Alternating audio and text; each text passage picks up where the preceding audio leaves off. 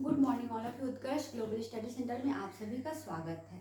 तो हम लोग मॉडर्न हिस्ट्री पढ़ रहे हैं और मॉडर्न हिस्ट्री पढ़ने के में हमने ढेर सारे वीडियो ख़त्म किया हुआ है। तो सबसे पहले हमने पढ़ा था कि कांग्रेस के पहले भारत में कौन कौन से संगठन हैं जो कि अंग्रेजों के विरुद्ध कार्य कर रहे थे। उसके बाद हमने पढ़ा कांग्रेस का गठन कैसे होता है, फिर हमने उसके अधिवेशन के बारे में पढ़ा, फिर हमने नरम दल और गरम दल के महत्वपूर्ण नेताओं के बारे में पढ़ा।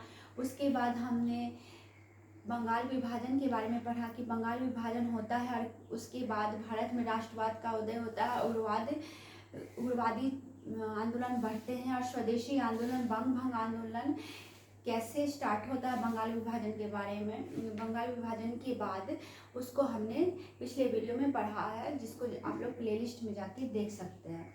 तो बंगाल विभाजन करने का मुख्य उद्देश्य लॉर्ड कर्जन का था कि भारत के जो लोग हैं बंगाल के वो दो संप्रदाय में बंट जाए और जिससे बंगाल की शक्ति कमज़ोर हो जाए, क्योंकि वहाँ पे सबसे अधिक जनसंख्या निवास करती थी और राष्ट्रवाद का उदय बंगाल से ही हो रहा था।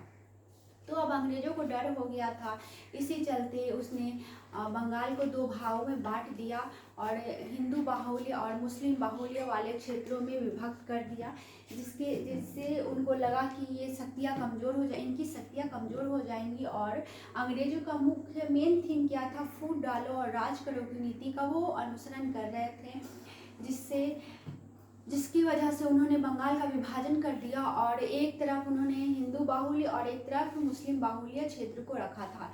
ईस्ट बंगाल और वेस्ट बंगाल दो भागों में बांट दिया था, जिसका बहुत जगह पर जिसके चलते प्रदर्शन होने लगी और स्वदेशी आंदोलन बंग भंग आंदोलन चलाया जाने लगा। विदेशी वस्तुओं का बहिष्कार किया जाने लगा, विदेशी वस्तुओं को जला करके होली खेली जाने लगी, रक्षाबंधन मनाया जाने लगा, लोग गंगा नदी में डुबकी लगाने लगे। स्वदेशी आंदोलन अपने चरम सीमा में पहुंच गया था, लेकिन फिर क्या होता है, ये कमज़ोर हो जाता है क्योंकि इसके महत्वपूर्ण नेताओं को जेल में डाल दिया जाता है या तो वो अपने खुद से ही संन्यास ले लेते हैं, जिसके चलते ये आंदोलन कमज़ोर पड़ने लगता है।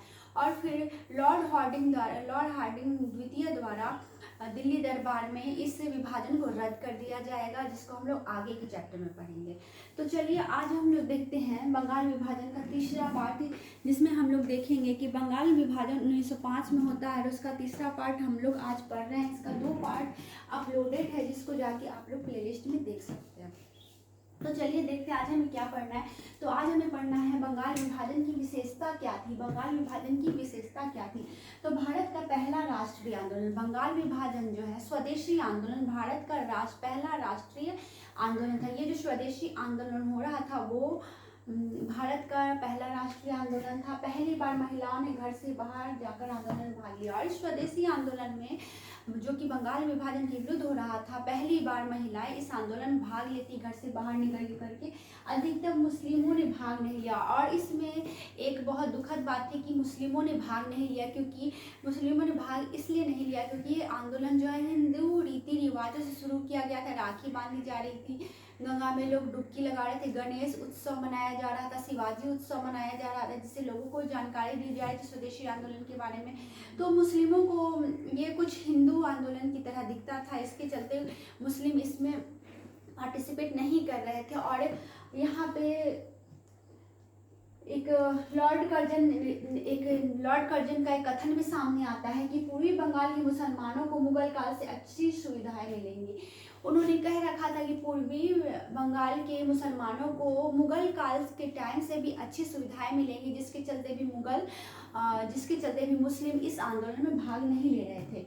और आंदोलन की शुरुआत हिंदी रीति रिवाजों से तो होती ही है, जो कि मुस्लिम लोगों को जरा भी अच्छा नहीं लग रहा था, जिसकी वजह से वो लोग इसमें बढ़ चढ़कर हिस्सा नहीं ले रहे थे। एक हद तक तो वो हिंदू मुस्लिम आपस में राखी बांध रहे थे, पर कुछ मुस्लिम लोग इसमें पार्टिसिपेट नहीं कर रहे थे और इसको बायकॉट मूवमेंट कहा जाता था। स्कूल कॉलेज सभी का बायकॉट किया जाता था, स्कूल कॉलेज हॉस्पिटल सभी को स्वदेशी आंदोलन के तहत बायकॉट किया जा रहा था। स्वदेशी चीज़ों को बढ़ावा दिया जा रहा था, अपने देश में बनी हुई चीज़ों को बढ़ावा दिया जा रहा था, विदेशी चीज़ों को नकार दिया जा रहा था। नेशनल एजुकेशन सिस्टम पे जोर दिया गया। बंगाल में केमिकल फैक्ट्री और हमारे देश में फैक्ट्रियाँ बनने लगी, बैंक बनने लगे, हॉस्पिटल्स बनने लगे, स्कूल बनने लगे। इसी क्रम में बंगाल में केमिकल फैक्ट्री प्रफुल्ल चंद्र रॉय द्वारा स्थापित की जाती है। केमिकल फैक्ट्री प्रफुल्ल चंद्र रॉय द्वारा, इसका नाम याद रखना है।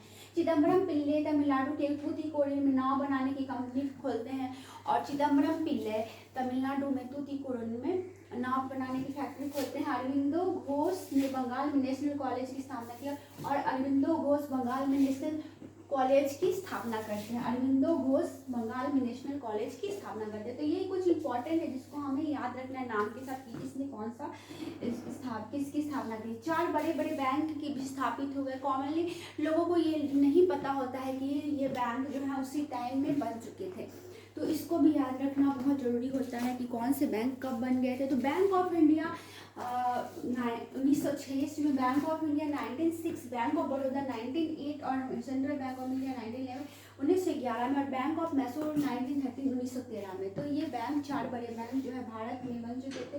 Bank of India, bank of Baroda, central bank of India और बैंक ऑफ मैसूर। फिर उसके बाद हम लोग देखते हैं Indian society of oriental arts Rabindranath Tagore. ये क्वेश्चन TI 2 में पूछा गया था कि रविंद्रनाथ टैगोर जी के बारे में कि Indian national society of oriental bank की स्थापना, आर्ट कॉलेज की स्थापना किसने की है। तो इसमें 4 ऑप्शन दिया गया था, रविंद्रनाथ टैगोर, रविंद्रनाथ टैगोर। तो बहुत लोगों ने रविंद्रनाथ टैगोर ही पे टिक लगाया था क्योंकि रविंद्रनाथ टैगोर के बारे में बहुत कम लोग ही जानते हैं। तो रविंद्रनाथ टैगोर जी ने Indian national society of oriental arts college की स्थापना की थी।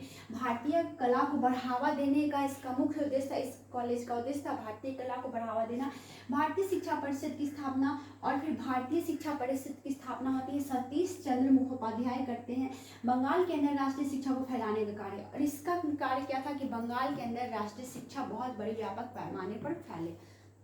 उसके बाद डुआन सोसाइटी, बंगाल में राष्ट्रीय शिक्षा को बढ़ावा देने के लिए डुआन सोसाइटी की स्थापना की जाती है। भारतीय शिक्षा को पूरे बंगाल में फैलाने का कार्य इसके द्वारा प्रतिपादित किया जाता है।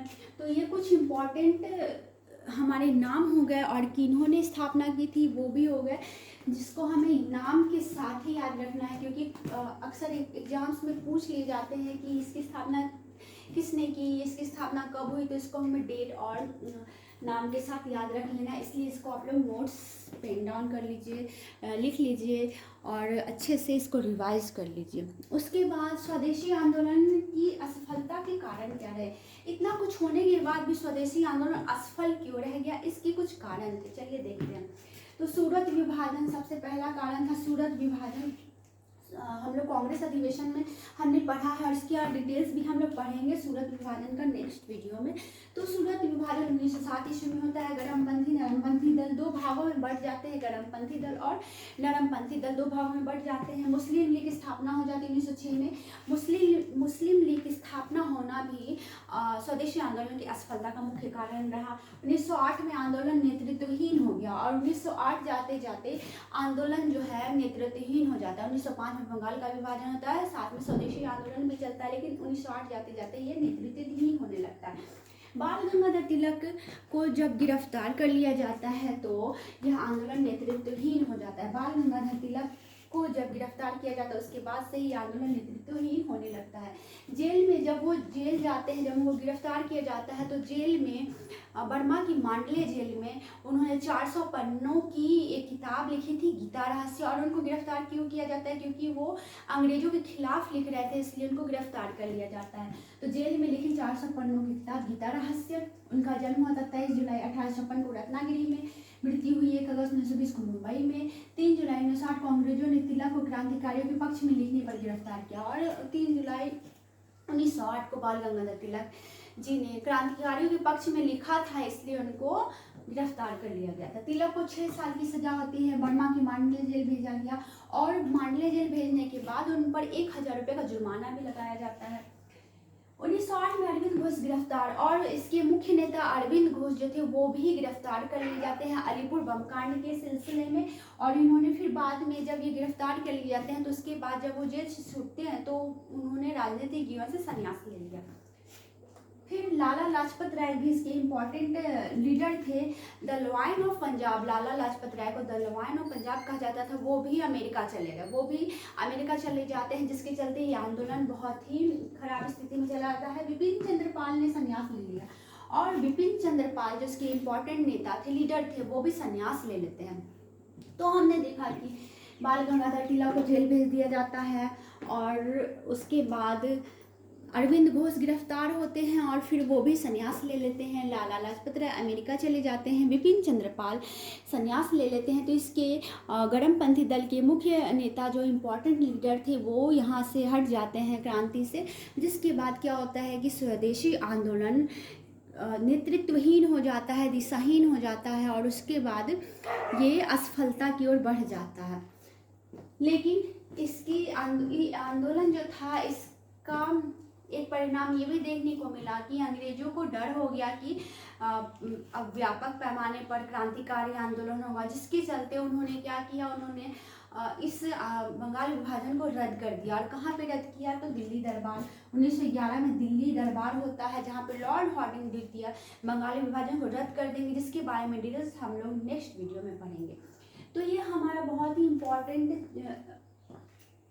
वीडियो है परीक्षा के दृष्टिकोण से, जिसको आप लोग पढ़ने के बाद पेन डाउन जरूर कीजिए, नोट्स बनाइए। कम्युनिटी में इसका पोस्ट डाला गया है और साथ ही टेलीग्राम पे भी इसका डाला हुआ है पोस्ट। आप लोग टेलीग्राम में उत्कर्ष ग्लोबल स्टडी सेंटर जाके सर्च कर सकते हैं, या फिर मेरे चैनल पे लिंक डाला हुआ है टेलीग्राम का, उस पे जाके आप लोग ज्वाइन कर सकते हैं टेलीग्राम को, जहाँ पे इसका PDF डाला होता है। तो अगर आपको वीडियो पसंद आता है और आपको लगता है कि वीडियो में कोई कमी रह गई है या मेरे पढ़ाने के तरीके में कोई कमी है, तो प्लीज़ आप लोग कमेंट्स कीजिए, कमेंट सेक्शन में जाके बताइए कि और क्या सुधार होने की ज़रूरत है, क्योंकि मैं कोई प्रोफेशनल ट्यूटर तो हूँ नहीं, इसलिए। और कमेंट्स भी आता है कि आप पढ़ा रही हैं, खुद पढ़ रही हैं, तो मैं पढ़ती भी हूँ और पढ़ाती भी हूँ।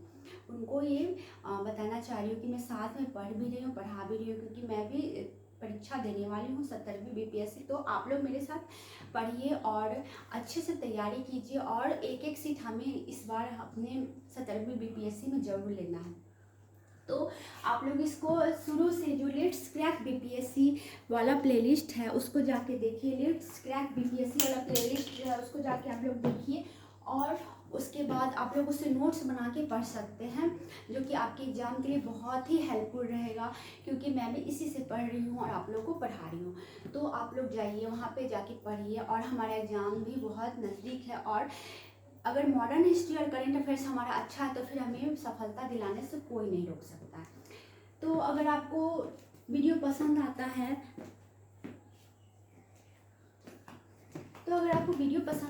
तो please like share and subscribe, और वीडियो को देखने के लिए धन्यवाद। और फिर मिलते हैं नेक्स्ट टॉपिक में, इसी के पार्ट को आगे बढ़ाते हुए नेक्स्ट टॉपिक में नेक्स्ट वीडियो में। तब तक के लिए वीडियो ख़त्म करती हूँ। Thank you.